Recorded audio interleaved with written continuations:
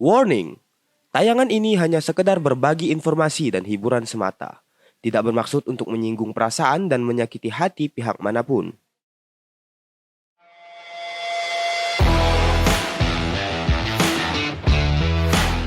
Disiarkan dari gedung kuliah baru oleh orang-orang lama, membicarakan berita-berita yang tak begitu penting dan jarang diketahui oleh banyak orang. Dipandu oleh duo host Kaulah Muda Ketapang yang tak begitu dikenal, Rico Pahlevi dan Rizky Orama. Himpunan Mahasiswa Informatika Politeknik Negeri Ketapang mempersembahkan Baru Tahu.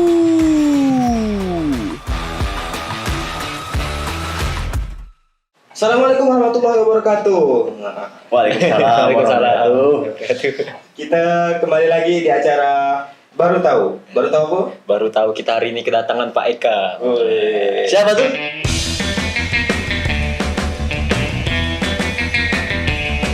Udah tahu? Karena kita baru tahu. Baru tahu ya? Baru tahu. So nggak tahu gitu. Ini informasi kepada kawan-kawan, Pak Eka ini adalah dosen kita di Teknik Informatika. Beliau adalah ketua jurusan ya, ketua jurusan Teknik Informatika. Mungkin ada Bapak yang mau sampaikan sedikit. Apa ya? Karena baru tahu, jadi ya. Ya, gitu lah. episode yang keberapa ini? Ini episode yang ke tiga. Ya, Tiga ini dimulai dari nol ya? Kemarin kan kita Kemarin mulai tuh dari ya. nol. Nol kan yang episode 0 tuh. Episode 1 yang udah tayang kemarin. Nah, nanti yang bakal tayang ini kan episode 2, habis itu episode 3 yang ini. Jadi kita nih bahas apa Bang? Bakal ini Bang, kira-kira topik yang akan kita bicarakan dengan Pak Eka nih Bang. Karena kita Sepertinya menarik nih, sepertinya menarik. Ini sangat menarik karena kebetulan kita kedatangan pakarnya gitu ya. Bakar apa nih? Bapak pakar apa ya? Bakar ini kecerdasan buatan pertama kan, kecerdasan buatan. Bahkan kita kuliah pun Bapak ngajar ini database gitu kan. Berarti kita yang bahasan kali ini cocok lah bahasanya sama Bapak. Nah, apa lagi hangat-hangat nih kan dari tanggal berapa ya pertama kali beritanya keluar bahwa ada data dari BPJS yang katanya ini datanya BPJS pas dicek di sampel, Pak. Nah, ini nih diperjualbelikan di Red Forums. Jadi diprediksikan ada sekitar 279 juta data penduduk dari BPJS dijualbelikan di Red Forums. Tak harganya berapa nggak tahu itu. Itu kalau misalnya jual belinya harganya berapa ya Pak? Ya, data-data kayak gitu. Mungkin ribuan sih. Ribuan apa? Ribuan dolar. Wih, Ribuan dolar berarti. Ribuan dolar tuh kalau di rupiah kan sekitar miliaran Pak. Iya. Miliaran. Ini ada berita nih, kasus kebocoran data 279 juta WNI. 279 juta Pak. Penduduk Indonesia ada berapa Pak sekarang Pak? 300, 400 juta. Sebagian penduduk Indonesia Pak datanya bocor Pak. Mungkin yang tidak masuk cuma data anak-anak saja itu, yang masih bayi mungkin. Iya mungkin ya. Atau yang daftar BPJS Pak. Ya, betul. Yang nggak punya BPJS. Ya, Betul. betul. Daftar BPJS. Jadi untuk kasus ini nih kira-kira bahaya nggak sih Pak kalau seandainya data kita ini bocor kayak gini, kasus yang terjadi di BPJS ini Pak? Kalau menurut kacamata saya, selaku orang awam, ini bahaya sekali. Ini seorang awam nih. Jadi ini baru saja handphone saya berdering, bunyi SMS masuk pinjaman online. Ini baru hari ini saja. Kemarin sudah dapat SMS pinjaman online. Kalau tiap hari ada SMS seperti itu masuk, berarti data kita bocor. Nah, sekarang saya ngomong dari kacamata teknologi informasi. Nah, tadi kalau data-data kita habis dijual belikan, kemudian misalkan nih dari satu data saja, misalkan data nomor handphone, kalau kita diambil data kita tuh, jadi kalau istilahnya kita di internet itu ada SMS masking. Nah, pernah dengar? SMS masking itu gimana? Jadi SMS masking itu nanti data-data nomor handphone itu direkap, dijadikan satu, kemudian nanti ketika kita ingin mengirim SMS cukup menggunakan SMS messaging, maka semua data yang kita inginkan misalnya dikirim melalui SMS. Ya, seperti misalkan pinjaman online dan sebagainya. Kemudian nanti kalau ada sebentar lagi pemilihan kepala desa nih. Nah, itu bisa dimasukkan di situ. Jadi seperti itu. Itu baru data dari nomor handphone saja itu. Nah, masih banyak lagi data-data yang bisa disalahgunakan, yang digunakan oleh pihak-pihak yang tidak bertanggung jawab. Nah, itu baru nomor handphone saja. Nah, belum terkoneksi ke yang lain. Jadi nomor handphone kita itu kan kalau kita menabung, nomor handphone kita kan terkoneksi tuh dengan nomor rekening, kemudian terkoneksi menggunakan OVO. OVO ya. OVO. Ya, terkoneksi dengan OVO, kemudian ada penjualan-penjualan yang menggunakan nomor handphone itu bisa dialihfungsikan. Ya, seperti itu. Tahu nih misalnya data saya bocor kan, atau di OVO saya ada tagihan misalnya berapa juta kan, ternyata kata dia saya diminjam online, padahal saya tidak diminjam kan. Bisa jadi terjadi macam itu ya Pak Riko. Berarti ini pun kayaknya kasusnya udah lama kayak gini kan, dulu ada Ya, Pak. sebenarnya udah lama ini. Apa kita tahu-tahu kedapatan SMS kan, mama lagi di kantor polisi. Nah, kalau dulu kan kasusnya mama papa itu. Iya, mama papa itu kasusnya. Tolong kirimin pulsa itu. Mungkin itu Ya. salah satu dampak dari bocor ya. Iya. Papa lagi di kantor polisi. Jadi saya balas, papa saya sudah meninggal.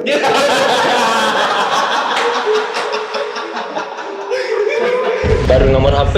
Iya. Baru nomor HP. Oh. Ya, karena memang data-data kependudukan kita itu kan diambil dari data Dinas Kependudukan dan Pencatatan Sipil.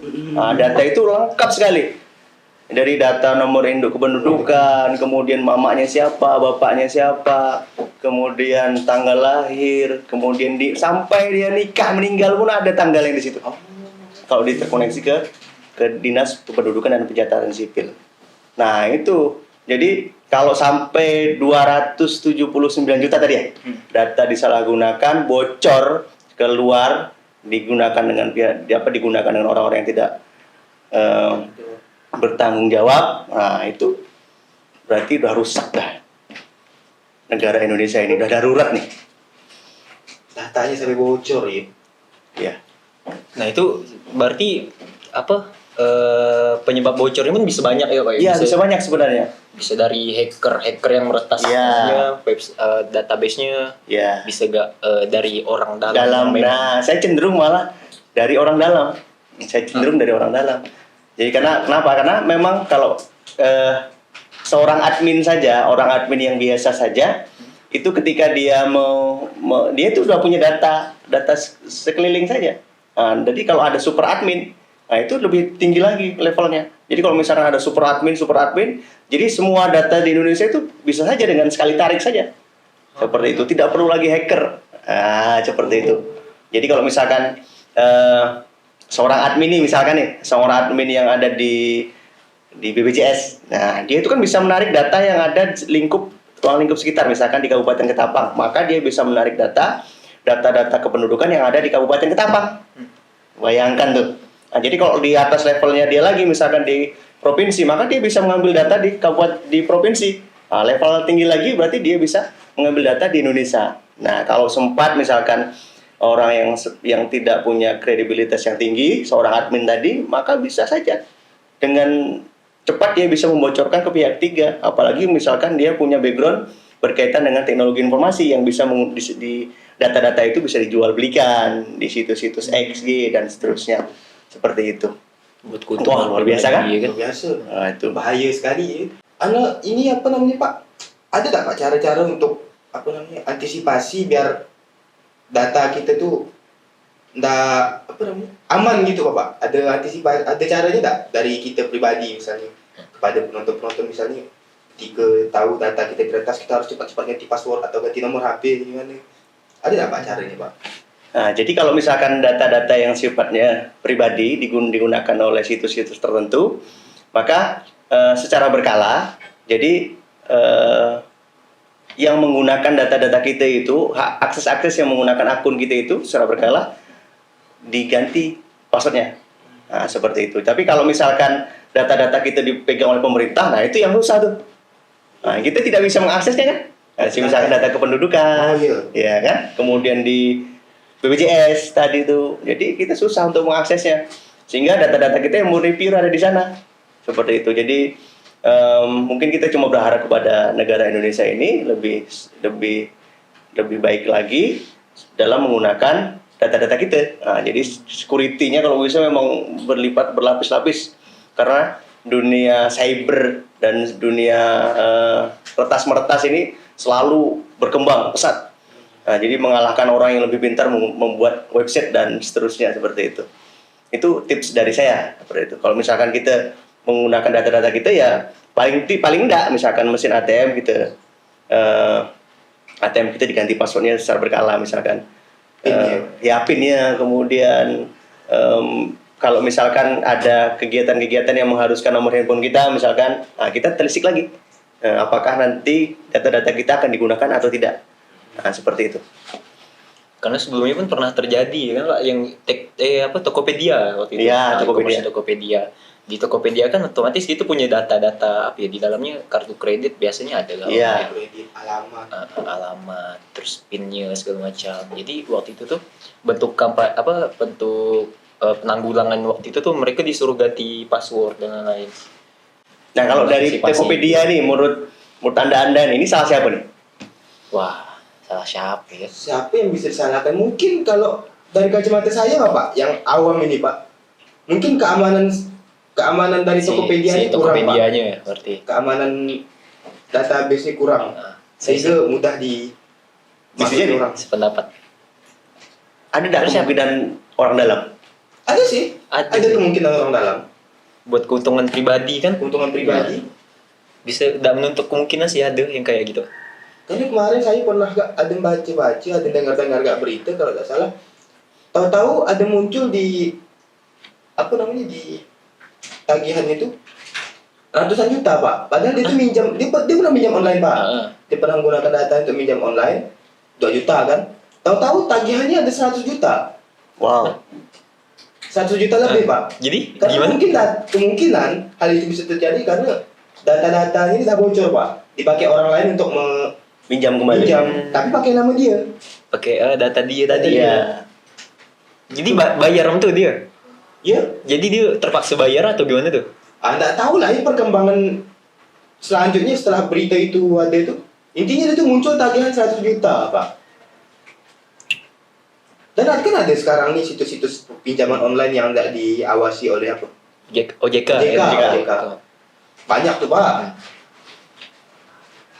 Padahal udah ada Undang-undang yang mengatur. undang-undang yang mengatur juga. Dan banyak yang resmi Pak untuk pinjaman online kayak Shopee ya udah ada bisa pinjaman online. Ada SP Later ya. Ya, SP Later, Terus ada juga kayak Kredivo, Kredivo. Kredivo itu apa? Oppo kan? Oppo. Iya, Oppo. Mungkin. Nah, kemarin juga Pak ada berita waktu kasusnya iCloud Pak. iCloud itu pernah bocor Pak. Kapan tuh? Iya ada sekitar tahun 2020 atau 2019 lah. Banyak data-data artis bocor tuh Pak. Sehingga banyak waktu itu kemarin sempat bocor videonya Scarlett Johansson yang main film ini di Black Widow berarti kan yang di Avengers jadi kan? Black Widow tuh beredar video pornonya Pak. Beredar video pornonya. Oh, gara-gara ini nyimpannya di iCloud ini. Ya, iCloud-nya bocor. Iya, tempat penyimpanan yang paling aman kan di iCloud. iCloud. Nah, sehingga ketika orang meretas si iCloud itu dapat semua datanya ya. Nah, padahal iCloud itu kata bapak tadi itu termasuk paling aman. Iya. Tapi bisa ya. Masih bisa diretas. Ternyata di dunia ini tidak ada yang bisa semuanya bisa diretas. Tidak ada yang aman. Tidak ada yang aman. Apa kemarin ini ada apa? Tidak ada server yang aman gitu ya. No system is safe. Oh ya, No system is safe. Tidak ada sistem yang aman. Tidak ada sistem yang tidak dapat Kecuali diretas, dompet gitu sendiri ya. ya. Itu yang retas mendak diri sendiri. Siapa gitu? Dari kasus kebocoran data nih Pak ya. Kami dengan kawan-kawan Permikomnas pun ada bikin pergerakan. Nah kayak mereka yang di Jawa tuh mereka turun aksi ke ini kantor BPJS. Nah tuh nggak tahu lah apa yang dituntut segala macam waktu itu pas konsolidasinya saya nggak ikut waktu itu tuh. Nah jadi mereka kawan-kawan teknik informatika di Jawa tuh mereka bikin aksi kayak gitu. Nah berarti kan mereka menuntut agar pemerintah segera segera memperbaiki kesalahan mereka kan, enggak dibiarkan gitu ya kan. Nah, itu pergerakan. Bahkan salah satu pergerakan kami di wilayah pun dengan cara bikin pencerdasan. Nah, malam ini rencananya dari wilayah Kalimantan tuh kami bikin webinar tentang ini juga, jelaskan tentang data-data juga. Nah, dan bahkan kita di Himipolita pun kita hari ini mengundang Bapak langsung kan buat menjelaskan data, gimana sih bocoran data tuh bahayanya seperti apa sih kan. Terus penanggulangannya seperti apa. Nah, ini ngomongkan kebocoran data gini Pak. Kalau misalnya dengan kemungkinan kita bakal bocor terus nih kan, nanti yang hari ini kan BPJS nih, nggak tahu lah kedepannya apa lagi yang bocor kan. Artinya kita jadi turun lah rasa kepercayaan kita untuk menyimpan data-data kita di internet ya nggak? Ya, sebelumnya itu yang pernah booming data-data dari Bank BRI. Bang Eri. Ya, itu kan sempat bocor tuh. Nah, itu kalau itu sih orang dalam yang bocorkan. Udah terungkap kasusnya. Ya, kalau menurut cerita dari kalian tahu nggak nih? Kakak kelas kita angkatan pertama nih, sudah ada yang bisa membocorkan data dari bank. Wah, Bang mana Pak? Ada di sebuah bank swasta di Ketapang nih. dicoba nih Pak. Dicoba dan berhasil. Wah, Dan sempat jadi buronan polisi waktu itu. Ya, baru tahu? Baru tahu. Ya, ini baru tahu. Saya ini baru tahu. Ya, itu alumni angkatan pertama, dan itu jangan ditiru. Itu hal yang negatif, jangan ditiru. Jadi sempat menghasilkan, memang menggiurkan. Jadi data-data yang digunakan itu sempat menggiurkan. Waktu itu sehari itu bisa sampai 2 digit didapatkan uang tuh. Jadi bisa sampai puluhan juta dalam sehari itu. Nah, jadi sempat waktu itu teman-teman seangkatan pertama itu diajaknya waktu itu. Wah, jadi nah itu hal-hal yang negatif jangan dilakukan. Nah, jadi itu jadi pelajaran buat kita lah. Nah, kalau tadi menanggapi dari teman-teman dari Formikom ya, Formikom. Nah, kalau kita Formikomnas. Nah, ya, jadi kita selaku orang IT, seorang pakar IT, jadi kita lebih banyak lah untuk duduk untuk memberikan edukasi kepada masyarakat terkait dengan data-data, dengan teknologi informasi. Nah, kemudian kita jangan banyaknya di jalan. Nah, jadi ruang lingkup kita menjadi lebih tidak tepat sasaran karena kan kita berkaitan dengan data nih. Nah, data ini kan orang-orang IT nih yang olah nih. Nah, jadi kita terkecimpungnya di dunia IT saja.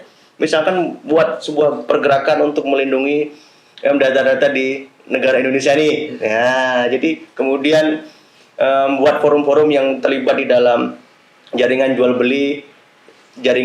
beli data-data yang disalahgunakan tuh. Nah, jadi kita masuk dalam dunia-dunia itu saja. Jadi ketika ada pergerakan-pergerakan seperti itu segera laporkan kepada pemerintah, kepada cybernya pemerintah melalui Polri dan sebagainya. Jadi kita lebih mainnya domainnya di situ saja. Jangan kita kebanyakin turun ke jalan nih. Nah, jadi manfaatnya itu lebih sedikit. Nah, jadi kalau kita mainnya di memang dunia digital kita, ya kita mainkan di situ.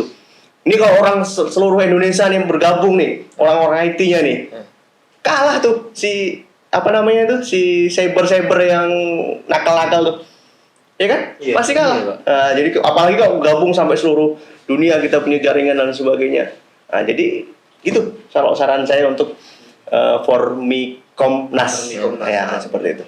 Harusnya kita pergerakan kita yang seperti itu. Ya. Makanya motif kita bikin ngundang Pak Eka nih untuk itu Pak, daripada kita turun ke jalan kan, apalagi sekarang musimnya masih musim Covid. Covid. Nah, iya betul. Kalau mau turun ke jalan aksi nih Pak, banyak titik bengek ya Pak. Harus urus surat ini, surat Iya, itu. betul. Belum tentu diizinkan juga kan? Belum tentu diizinkan juga. Iya. Pak. Kalau gini kan kita kan bebas. Betul. Jadi kita bikin pergerakan untuk mencerdaskan ya. Mencerdaskan, masyarakat. Iya, betul. Kalau tidak, buat video-video kecil saja, buat video-video pendek. Ini aksi nyata kita untuk memberikan penyuluhan, memberikan gambaran kepada orang-orang dalam menyelamatkan data-data kita tuh. Jadi kan berikan solusi kalau seperti ini, solusi kalau seperti ini, supaya data-data kita sebagai pengguna aman. Seperti itu.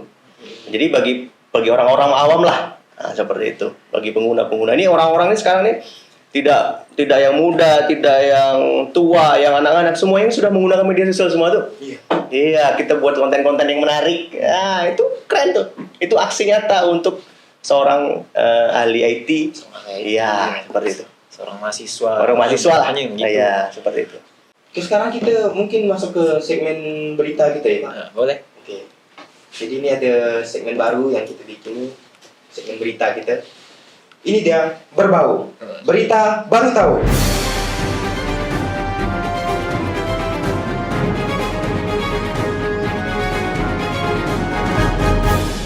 Nah, macam mana? Iya, macam apa? Macam presenter TV ya kan? Nah jadi ada berita nih Pak dari suara.com nih. Suara.com nih kayaknya bisa dipertanggungjawabkan lah, bisa di apa namanya? Bisa di ya terpercaya lah. Ini judulnya, aplikasi ini bisa digunakan untuk berbicara dengan orang mati. Sebelumnya pun kita udah bahas ya Pak ya. Sebelumnya kita udah Di bahas episode ini. sebelumnya ini yang ngembangkan rencana itu Microsoft ya kan, Kemarin masih itu dalam Microsoft. perancangan. Tapi Cuma ini masih kita belum baca yang selesai Pak. Kemarin tuh kan kita bahasnya kita bertiga tuh sama Berto. Itu tak diisinya Pak. Tapi kan sekarang kita udah ada pakarnya kan. Pak Eka kan dosen Kecerdasan buatan. Nah, Ini kan berhubungan sama kecerdasan buatan nih. Nah, perusahaan startup Korea Selatan, Elroys, mengembangkan, beda dari kemarin. Kemarin kan Microsoft. Menciptakan teknologi terobosan dalam bentuk aplikasi agar manusia bisa berkomunikasi dengan seseorang yang sudah meninggal dunia. Aplikasi tersebut seperti dilansir Daily Mail pada hari Rabu tanggal 8 Maret 2017 dinamakan With Me. 2017 berarti udah ada Pak. Duluan ini berarti sama yang Microsoft kemarin. Microsoft kan Duluan dia, ya. baru 2021 ini, kan? 2021 bulan Januari ya kan? Ya. Jangan khawatir, aplikasi ini jauh dari kata horor dan mistisnya. Masa mengundang arwah ya kan? Itu baru horor. Horor. Menawarkan penggunanya bisa chatting dan bersuah foto dengan orang yang sudah meninggal. Tapi lagi-lagi orang yang sudah meninggal itu sebenarnya adalah avatar yang bisa diciptakan melalui aplikasi With Me. Sebab aplikasi tersebut bisa menggabungkan teknologi 3 dimensi dan artificial intelligence (AI) atau kecerdasan buatan. Sehingga avatar itu bisa benar-benar mewakili orang yang sudah meninggal. Oh, berarti berbeda dengan yang di Microsoft kemarin. Microsoft kan dia kan mengembangkan bentuknya 3D, Pak. Yang bisa ngomong, Bisa senyum ya? wajahnya bisa senyum. Bisa ngomong malahan. Mungkin ini kan hanya sebatas itu foto bisa begini. Dan orangnya kemarin itu orang beneran Yang mana, Pak? yang berbicara dengan orang meninggal tuh ya. Oh, itu deh Pak ya apa? Masih dirancang mereka tuh rencananya Boneka gitu. Oh, kayak ada tampilan 3D wajah orangnya gitu yang diambil dari foto gitu kan. Kan ada tuh Pak yang teknologi deepfakes tuh yang dia deepfake. bisa seolah-olah muka orang bisa bergerak tuh. Nah, dia pakai itu. Terus nanti dia pakai bisa mengeluarkan suara yang kayak gitu Microsoft rancang deh. Oh, ternyata kalau ini dia cuma kayak nempelkan foto ya kan, foto orang yang udah meninggal tuh ditempelkan kayak bersanding sama dia gitu. Berarti beda sih secara konsep sih beda. Nah, pertanyaannya nih Pak, apakah aplikasi seperti ini Pak bisa bisa disalahgunakan Pak? Karena sekarang ini kan banyak kasus-kasus penyalahgunaan tuh. Ya, semua teknologi hampir semua bisa disalahgunakan ya. Iya, semua teknologi bisa disalahgunakan sebenarnya sih. Jadi kalau sebenarnya adanya aplikasi ini sebenarnya untuk membantu orang-orang yang mungkin galau mungkin ini. Yang galau. Iya, yang Lagi kangen gitu kan. lagi kangen, pasangannya nggak ada, ya kan. Nah, jadi menciptakan sebuah aplikasi sehingga nanti di sana didesain ketika orang misalkan ini bisa ini kan bisa juga bisa chatting, bisa ngomong dan sebagainya lah ya. Nah, jadi nanti dirancang ketika nanti dia mengajak apapun di dalam aplikasi ini, jadi bisa disediakan oleh aplikasi ini. Nah, jadi kalau misalnya disalahgunakan ya tadi berkaitan dengan bau pornografi itu tadi. Oh iya. Karena bisa bisa juga kan? Bisa jadi yang kemarin itu yang Scarlett Johansson bocor datanya itu mungkin itu bukan Scarlett Johansson Pak, karena sekarang kan ada aplikasi deepfake tuh.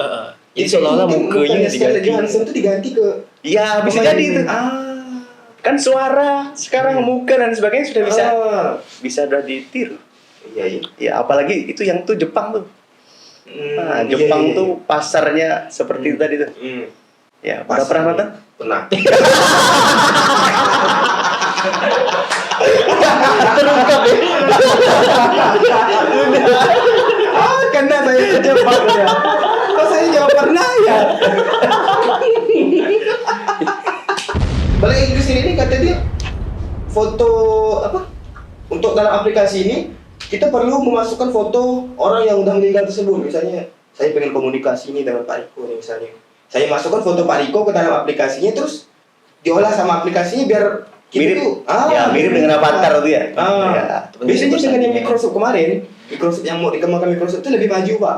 Lebih maju tuh dia minta foto, minta surat menyuratnya, minta emailnya kalau dia ada email, minta suaranya, sehingga ketika kita ngomong gini dia bisa respon. Itu yang bakal dikembangkan oleh Microsoft, tapi belum tahu kapan terjadinya kan. Itu masih perancangan ya kan. Masih perancangan. Saya pun sebelumnya ada nemu nih di berita bahwa teknologi deepfake ini bahaya sekali sekarang. Bahkan ada contoh video Barack Obama ngomong itu benar-benar mirip Pak. Dia ngomong misalnya ngomongnya kayak gini. Sedangkan Obama pun merasa dia tidak ada ngomong kayak gitu. Kan benar-benar ini ya bahaya. Luar Orang biasa. tak suka ngomong pun bisa jadi fitnah ya kan, Iya. bisa difitnah dengan kayak gitu. Tapi bagi orang-orang awam itu bukan apa-apa ya. Nah, tapi kalau bagi kita orang-orang yang tahu melek teknologi, wah ini bisa disalahgunakan nih. Nah, jadi kalau misalkan kita ngomong apa, misalkan ternyata diterjemahkan ke dalam misalkan intonasi yang berbeda, kemudian suara kita dirubah menjadi yang berbeda, wah itu luar biasa tuh. Oh iya, Bahayanya kan? sekadar itu aja jadi bahaya ya kan? Iya. Jadi gitu kan? Jadi dia seolah marah gitu kan bisa Iya. nggak kan? Marah, iya, bisa. Bahkan untuk dalam film-film Bapak, dalam film-film tuh orang yang waktu kemarin kan film apa tuh yang Fast Furious yang waktu pemain itu meninggal, Paul Iya. Walker itu meninggal pas syuting. Jadi terpaksa mau tak mau dicari orang yang mirip dengan Paul Walker-nya ini, ternyata adiknya kan. Jadi mukanya si Paul Walker ini diambil yang dari film-film sebelumnya, ditempelkan ke muka adiknya lewat komputer.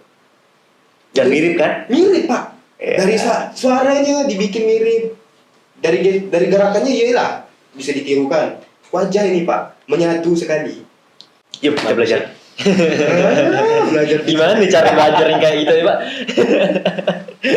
Jadi ada yang mau dibahas Pak. Nah, kita ngomongkan kecerdasan buatan nih Pak. Jadi sebenarnya kecerdasan buatan ini sebenarnya cuma terbatas ini atau ada hal-hal lain gitu Pak? Kecerdasan buatan itu luas sekali. Nah, jadi bisa berbau dengan hal-hal yang hardware ataupun software, banyak sekali. Jadi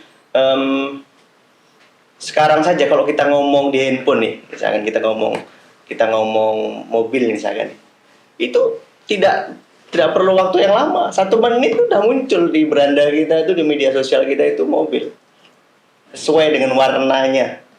Misalkan, wah ini keren nih, misalkan nih jazz warna merah nih ya, tidak perlu lama itu muncul langsung di beranda kita, misalkan di Facebook ataupun di Instagram. Nah itu langsung jazz warna merah muncul, itu kecerdasan buatan. Nah, sekarang jadi kita selaku orang pengguna media sosial, kita harus sangat berhati-hati sekali dalam menggunakan media sosial. Jadi apapun pembicaraan kita itu akan direkam oleh media-media sosial. Nah, dan itu kalau memang itu kan itu sebenarnya disalahgunakan data-data kita itu. Kita ngomong udah disalahgunakan tuh, dijual sama perusahaan-perusahaan ataupun penyedia dari jual beli misalkan. Jadi buktinya apa? Ya, buktinya ketika kita ngomong mobil jazz warna merah muncul langsung. Iya. Nah, saya pernah Pak kemarin waktu kita ngomong apa Pak? Kita pernah ngomongkan masalah mic kalau tak salah. Waktu di rumah saya tuh. Tiba-tiba ketika saya buka Facebook kan ada iklan. Ada muncul mic. Padahal saya belum cari. Iya. Berarti dia mendengarkan itu juga kecerdasan buatan obrolan kita. Jadi kecerdasan buatan itu bisa diimplementasikan di manapun dan kapanpun. Tidak perlu dia berupa device-nya ada, hardware-nya ada, nggak perlu. Jadi seperti itu. Jadi seperti ya kasusnya sama dengan Bang Orama tadi. Jadi kemarin itu kita mau menganggarkan membeli headset nih. Headset kita udah rapat nih, mau beli headset warna ini. siangnya itu muncul headset warna pink tuh. Pink lagi. Karena waktu itu ada pembicaraan untuk membeli headset di lab kita itu warna pink. Oh. Ternyata benar muncul. Sama kasus nih berarti. Berarti kayak kita ngomong ini pun dia merekam ya? Iya, Dia nyimpan data. Bisa jadi. Iya, berarti kalau kita mau ngecek baiknya teman kita tuh, ya dari media sosialnya tuh. Kalau ada beranda-beranda dia itu bau-bau porno. Itu. Bicara itu. Ya, contohnya siapa? Siapa ya? Tadi yang ngomong nonton ya, weh. Nah, itu pas positif itu.